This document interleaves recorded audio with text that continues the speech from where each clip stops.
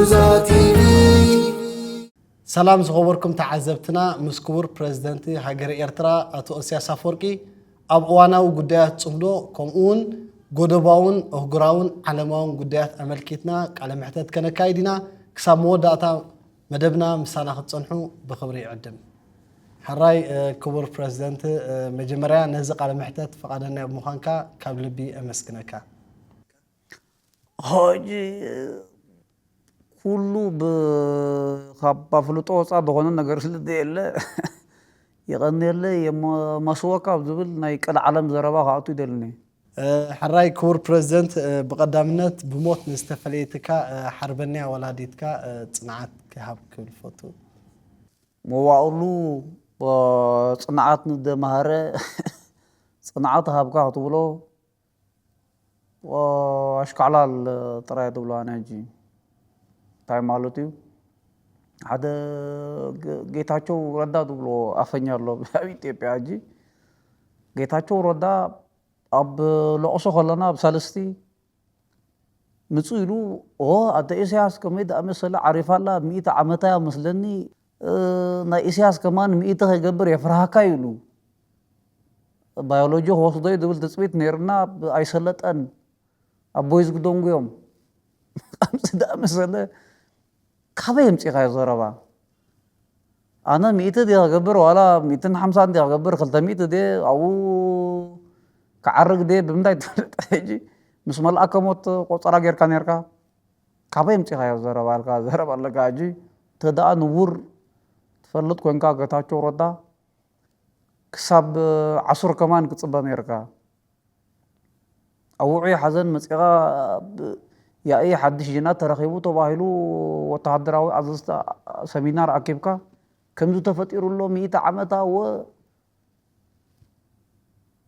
እንታይ ዝኣመሰለ ህውተታት ትብሎ ትኽእል? ሓራይ ክቡር ፕሬዚደንት ወድኻ ኣብርሃም ኢሳያስ ከዓ ምሳኻ ተራእዩ ነይሩ። ብዙሓት ሰባት ከዓ ቀጻሊ ፕሬዚደንት ኤርትራ ንሱ ኢናውሉ ስጋኣቶም ይገልጹ እዮም እሞ እንታይ ርኢተኻ ኣብዚ? እንታይ ተስጋእ ኣለካ? ነቲ ከምኡ ዝብለካ እንታይ ተስጋእ ኣለካ በሎ ተጋደልቲ በይንኩም ብሒትኩሞ ተቆጻጺርኩሞ መሕለፊ ኸሊእኹምና ተባሂሉ ክንደይ ክስታት ኣብርሃም ዋርሳ ኢሳያስ እዩ። ዋርሳ ኢሳያስ ሎ ዝኾነ ንኢሳያስ ክወርስ ንዑ ክነውርሰኩም ኣብዛ ዓዲ ጽንሑ ተበልካዮም ዋላ ጥይት መንክለና ዋላ ሞርታር ከማን ሰሓቱና ብስግሮዶብ ምኻድ ሕሸኒ ኢሉ ረጥሪጥዎ ስግሮዶብ ደኸደ ሰብ ሕጂ ንወዲ ክቦ ኣሕሊፉ ተባሂሉ እንታይ ተስጋእ ኣለካ? ክትወርስ ኣብዚ ጽናሕ ተባሂልካ ኣይፋለይን ዕጫ ሓንፈፍኩ ኢልካ ንስግሮዶብ ጌርካ ኔው ርሑቕ ዓዲ ኸይድካ ከተብቅዕ ሕጂ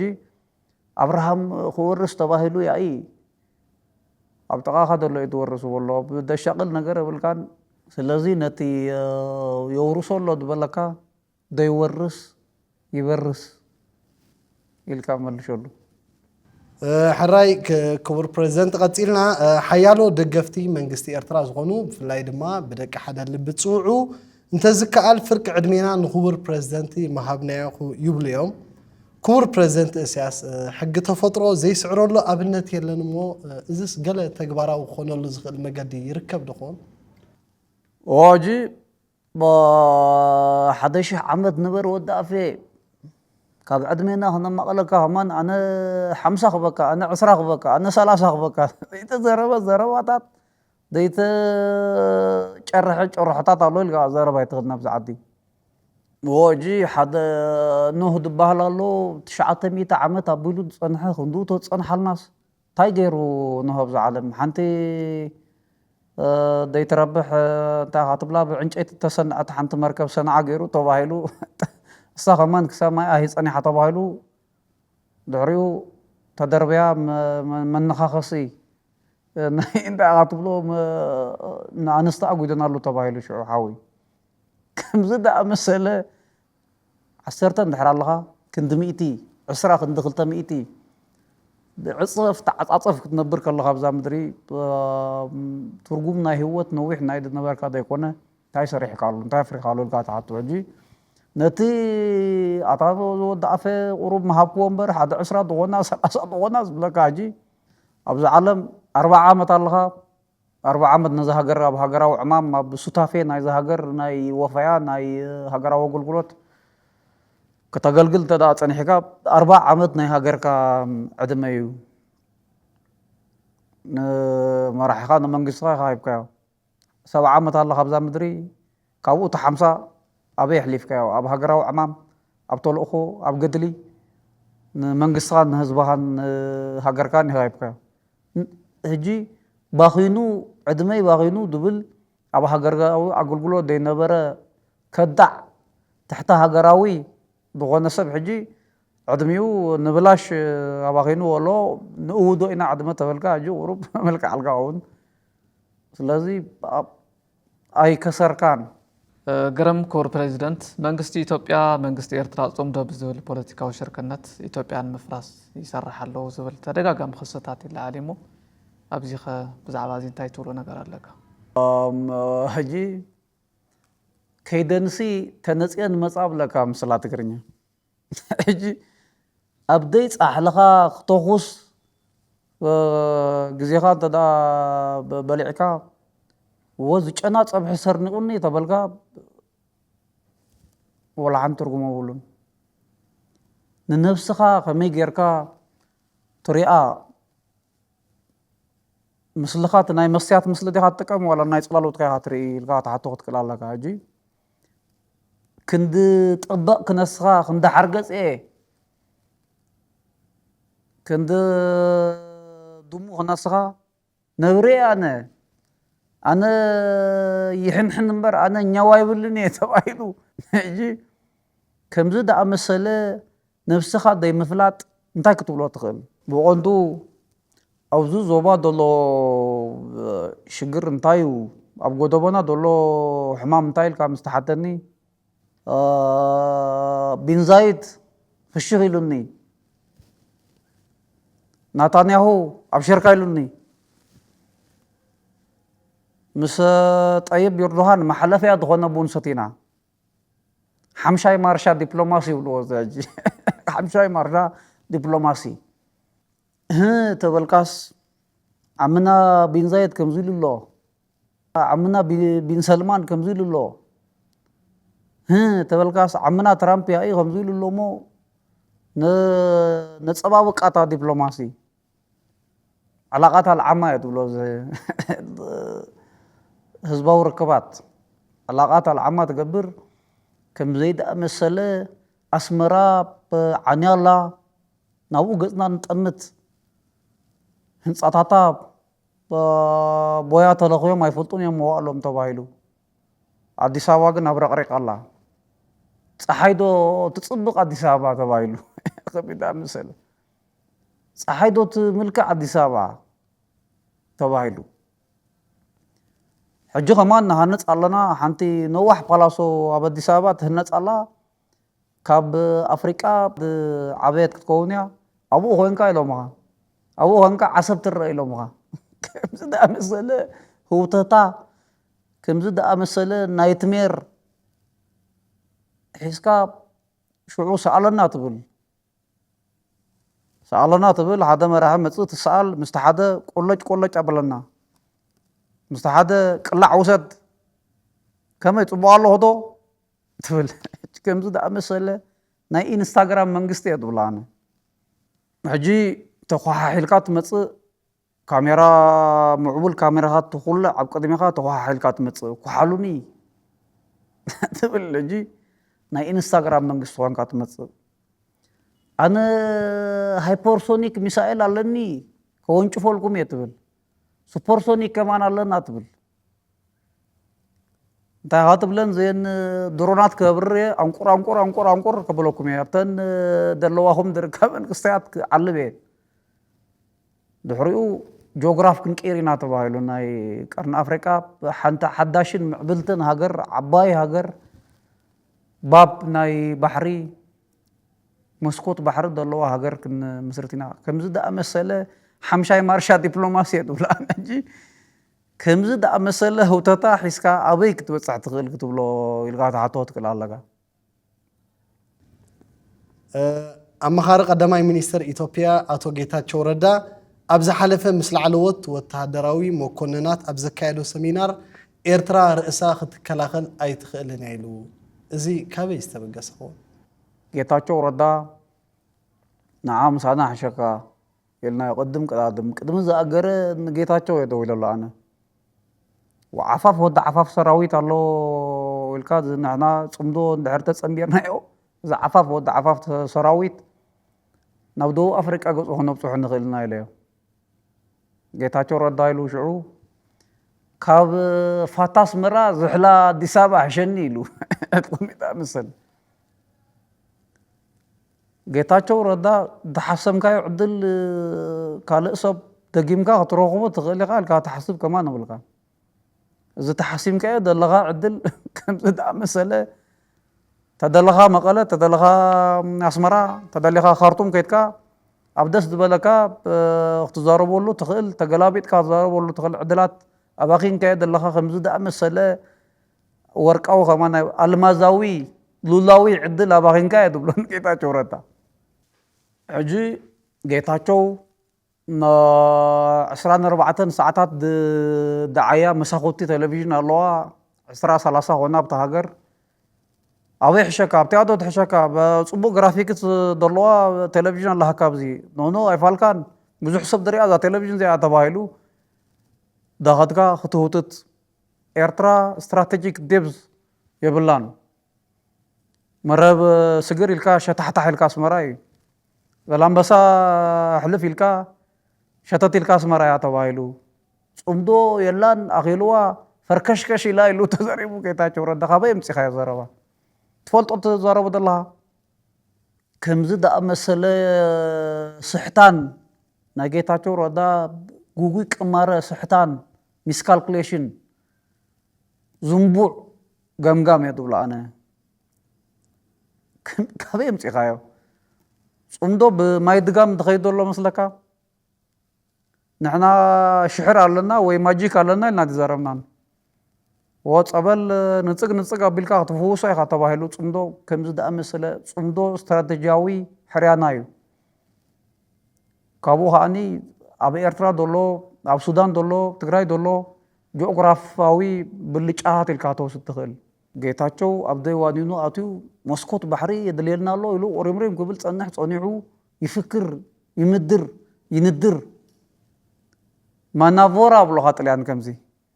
مناورة تقبر بتقرنيا مناورة تقبر حجي طفاك دبرتين ويلخا إساس مصاخوا برهان دعان مع الضغط تصب على سيس النابلكا خمس دا مسألة مقبوع باع مهداد تهديد كمان تضليكا صمدو هنكا تهدد مع شكاية دبلانا قرم كور بريزيدنت أسلال فحيلتات زواقية بحري خمون قربو قرن أفريقيا خمون سقرا قربو نام أخلاي مبرق كمي اللو جوش intellectual community دولو محبركم لك أون تأيهود يدولو أنا زيوم محبركم لك أون تأيهود يلا غوس بتغيركا CNN بل تهات بلو بل ميديا تتقيمكا ناي ماوس معقل وكيل سلاح أمريكا تتقيمكا غلا غيركا ترامب نقدمي تامصايا تبلو نقدمي تامصيان ترامب نسخا خميد أمثل فولي عركنا غاتبلو تختنفاس عرك إسرائيل درهبكا لغيلكا تدهلو ترامب وجز سخرام يدبلو أنا هجي كاب مرحتنا أمريكا ناي بحقي نايلوبو دزارب سخرام مرحيه دبلانا سخرام نايلوبو دزارب لكا جي موسيو كمنا أخذ أمثل عرك رغبنا نفلتنا موالنا تبلو إسرائيل عبي حلم اللي هو عباي هاجر إسرائيل تتعلم من إيران دوس بالله تبلا يلا شمالنا إيران نبلا يجي إيران مس أمريكا خونكا تداهم بحريو ناب تركي تغيد نتركي تهرم تركي يشال بيلكا سجر إلكا ناب جبس تغيد مريت قرمة ما بيلكات متصاب جبسي تغيد ناب سعودية مريت شرمة ما بيلكات متص ينيانو تبل እንጂ በዞም ናይ ጎረቤትና ሕማም እንታይ ኢኻ ትብሎ የኛ ነው ኣብ እስራኤል ዶሎ የኛ ነው ዚልካ ዝረበሉ ካብ ጆርዳን ትኸይድ ጆርዳን ናትና ነራ ታሪኻዊ እንታይ ኢኻ ትብሎ ታሪኻዊ ድሕረ ባይታ ኣለና ኢልካ ጆርዳን የኛ ነው ስዑድያ የኛ ነው ትብል ኢማራት ዓረብ መልሕቕ ኮይና ብኢትዮጵያ ቢላ ንትግራይ ፍሬስካ ጽላት ካብ ኣኽሱም ኣምፁ ትብላ ሰርድ ተምፕል ትብሎ ጅሶም ሳልሳይ ቤተ ምኹራብ ትብሎ ትኽእል ኢኻ ሳልሳይ ቤተ መቕደስ ቀዳማይ ቤተ መቕደስ ሶሎሞን ዳሃነፆ ነይሩ ከመይ ደኣመሰለ ደቂ ባቢሎን ኣፍሪሶሙልና ተኻልኣይ ቤተ መቕደስና ደቂ ሮማውያን ኣፍሪሶሙ ኣለዉ ያላ ሕጂ ንኹለን በሊዕናያን ኣለና ሳልሳይ ቤተ መቕደስ ንህነፅ ተባሂሉ ነዚ ናይ ገንሸል ኢራን ጌርካ ክትብል ኣለካ ቅድም ቀዳድም ንኢራን ከርድና ትብሎ ንኢራን ከርዲንካ ቀፂልካ ንተርኪ ተኽርድን ንግብፂ ተኽርድን ንስዑድያ ንጆርዳን ስገር ኢልካ ናብ ኢትዮጵያ ትመፅእ ከመይ ደኣመሰለ ናይ ሕልምና እስራኤል ኣርማጌዶን ኣኺሉ ናይ ሕልምና ዓባይ ሃገረ እስራኤል መስሪትና ኣለና የሱስ ከማን መፅኡ ትብል ሽዑ ከምዚ ደኣመሰለ ናይትሜር ከምዚ ደኣመሰለ ሃለፍታ ዓለማዊ ሃለፍታ እየ ትብሎ ዓለም ኣብ ናትካ ሃለፍታ እቲኻ ብዋጋ ህዝብታት ብዋጋ ሃገራት ክትቋመር ስለምንታይ ከምቲ ዝበልኩኻ እንታይ ትገብር ሽዑ ንእስራኤል ናይ ኣብርሃም ኣኮርድ ዝበሃል ውዕል ኣለና ኢልካ ኢማራት ዓረብ ጌርካ ናብ ኢትዮጵያ ትእቱ ብኢትዮጵያ ቢልካ ክንደይ ሃገራት ትቋፀር ናብ መናኻ ትብላ ናብ ሶማሊላንድ ትኸይድ ናይ ፍሉጦ ሃገር ሂበክ ኣለኹ ካብ ሕጂ ፈሪመልክ ኣለኹ ትብላ ኣብኡ ኸንካ እንታይ ኢኻ ትብሎ ኣብ በርበራ ወደብ ኮይነ ንዓደን ገፀይ ክጥምት እየ ሕቱ ብኡ ይቀላቀል ኣለዎ ትብል ከምዚ ጌርካ ብቀይሕ ባሕሪ ማእከላይ ምብራቕን እዚ ቀርኒ ኣፍሪቃን ከርዲን ክሕዝ እየ ዝብል ከምዚ ደኣመሰለ ናይ ዓብልል ገብት ዘይዓግብ ሸውሃት ናይ እስራኤል ማእልያ ዘይብሉ ክሳራታት ኣብ ዞባ ተባሂሉ ዚልካ ክዛረበሉ ትኽእል ነገር ኣይኮነን ሕርሙዝ ከማን ዓፆምና ኣለዉ ቀልጢፍና ንቻይና ንኢራን ኣውዲቕካ ንሕርሙዝ ናብ ቻይና ዝኸይድ ነዳዲ ተዓፁ ከምዚ ደኣመሰለ ህውተታ ካበይ ኣምፂኻ ኢልካ ተሓቶ ክትክእል ኣለካ ነታንያሁ ዋላ ዋሎ ቢቢ ትብሎ ሽዑ ነታንያሁ ቢቢ ኢልና ኣለና ትራምፕ ዓርከይ ከምዚ ገበር ከምዚ ደኣመሰለ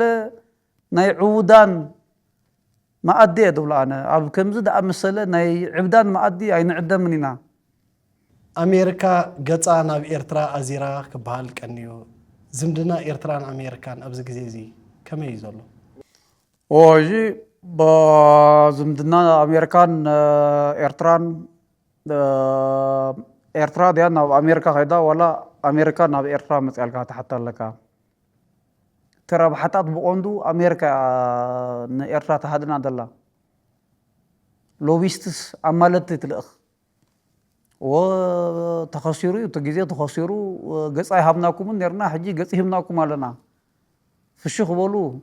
ትብል ከመይ ደኣመሰለ ምስ ፔንታጎን ርክብ ተቋሪፁ ነይሩ ኢልካ ክዛረብ ትኽእል ስለምንታይ እዩ ደልዮኻ ኣለዉ ሕጂ ብቐዳማይ ሓደ መኒኻ ትብሎ ሓደ ድህውቱት ተንታኒ እየ ድብል ከምኡ ዛረብ ነይሮ ፕረዚደንት ኢሳያስ ከመይ ደኣመሰለ 14 ሰዓታት ብባሕሪ ተጓዒዙ ንናይ ሕቱ መራሒ ረኺብዎ ተባሂሉ ብባሕሪ ቢን ሰልማን እኮ ቆልዓ ከሎ ባባ ኢሳያስ እናበለዩ ዝቕበሎ ነይሩ ወዲ ንጉስ ስለ ዝነበረ ብቆልዑ ከሎ ኣዕብይዎ ኢሳያስ ስለዚ ሙእዙዝ ናይ ኢሳያስ እዩ ሰልማን ትብል ግብፂ ላበቲ ምስ ግብፂ ፅቡቅ ርክብ ስለ ዘለዎ ሕጂ ምሰን ፈተውቲ ኣሜሪካ ዘለዋ ሃገራት ፈታዊየን ስለ ዝኾነ ናይ ፈታዊየ እዩ ትብሎ ናይ ሕጂ ቁሩብ ሓይሽ ካብቲ ናይ ፀላእ ካብ ትብሎ ናይ ፈታዊ ቢልካስ ፈታዊ ትኸውን ሳልሳይ ወለዶ ፈታዊ ሕጂ ምምሕዳር ኣሜሪካ ኣብ ሕርሙዝ ዝኸሰሮ ክሳራታት ኣገዳስነት ናይ ቀይሕ ባሕሪ ካብ ግዜ ናብ ግዜ ኣበረኸ ክመፁ ከሎ ገፁ ናብ ቀይሕ ባሕሪ ክጥምት ጀሚሩ ባብኤል መንደብ ኣሎ መጻቦ ባብኤል መንደብ ሽዑ ግብፅላ ግብፂ በጃኹም ሓልውለይ ናብታ ኻትብሎ ናብ መትረብ ስውፅ ናብ ስውፅ ካናል ገጹ ሓልፋ መራኽብ ከይህልዋ ኣብ ቅርሰና ባሕሪ ሓግዙና ተባሂሉ ኢትዮጵያ ሃማን ብዓሰብ ገይራ መጽያ መጻቦ ባብኤል መንደብ ከይትሕዘልና ሃየ ሓሉ ድሕገዝ ክንሕግዝ ከምዚ ዳኣመሰለ ቀይሕ ባሕሪ ክንዲ ሎሚ ሕብስቲ ኮይኑ ኢልካ ክሰረበ ተቐርኒ ሕጂ ኩሉ ክቆርሶ ዝደሊ ሕብስቲ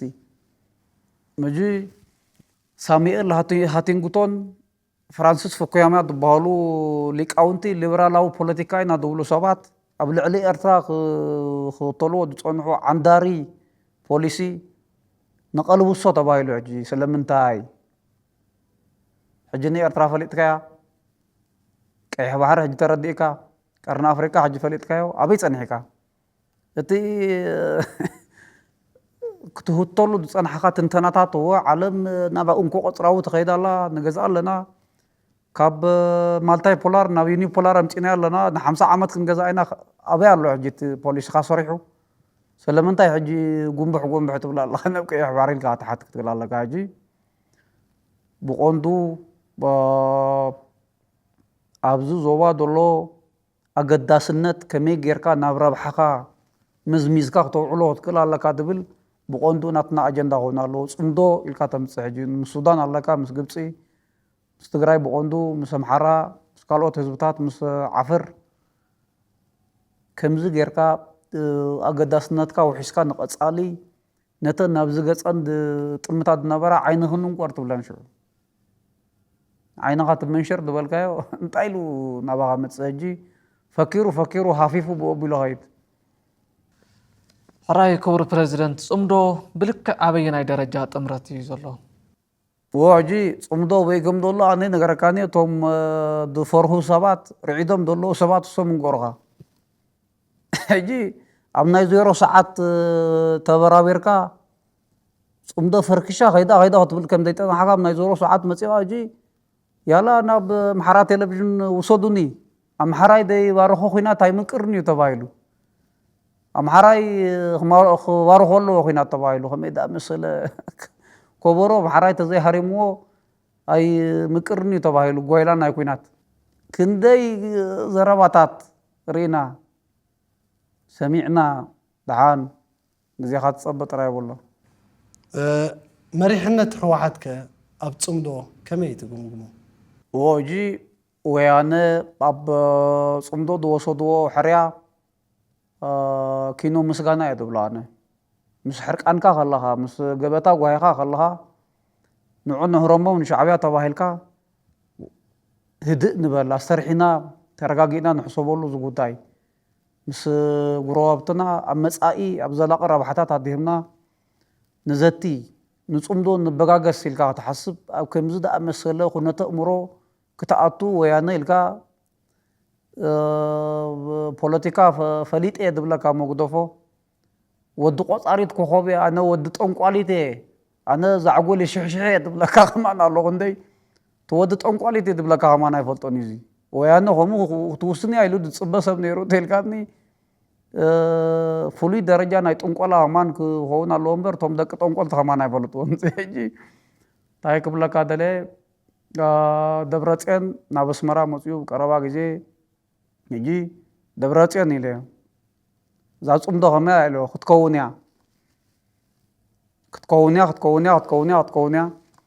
ኣይትኸውን እያ ነይራ ቅድሚ ሕጂ ከመይ እዛ ፅምዶ ምስ በልኮ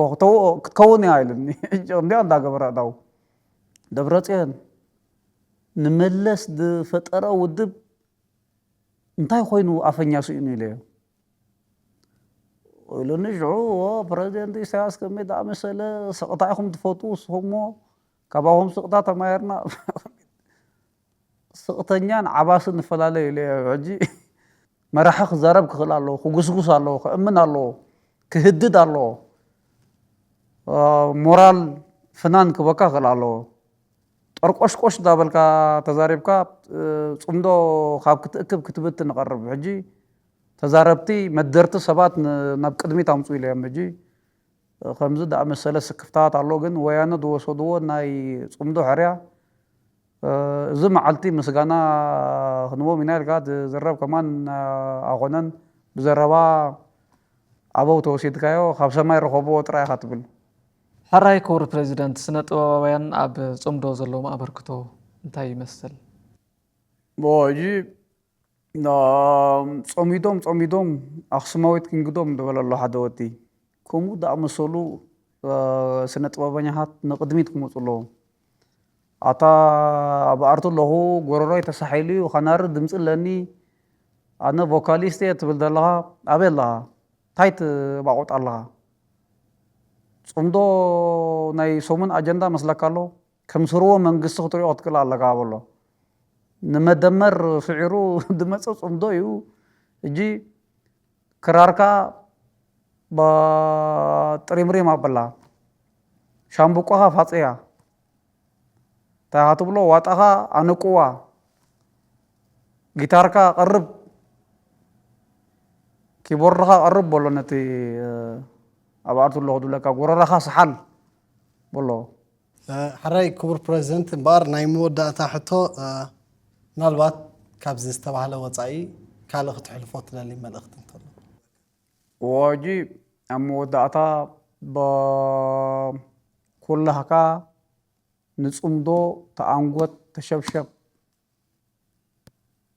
ኩላኻ ፅመድ ተኣንጎት ተሸብሸብ ኦኬ ሕራይ ክቡራት ተኸታተልትና እምበር ሎማዓንቲ ምስ ክቡር ፕሬዚደንት ሃገረ ኤርትራ ኣቶ ኢሳያስ ኣፈወርቂ ኣብ እዋናዊ ጉዳያት ፅምዶን ከምኡውን ኣህጉራውን ዓለማውን ጉዳያት ዘተኮረ መደብ ዝመስል ነይሩ ካልእ ግዜ ብካልእ ኣርእስቲ ክሳብ ንራኸብ ብሩክ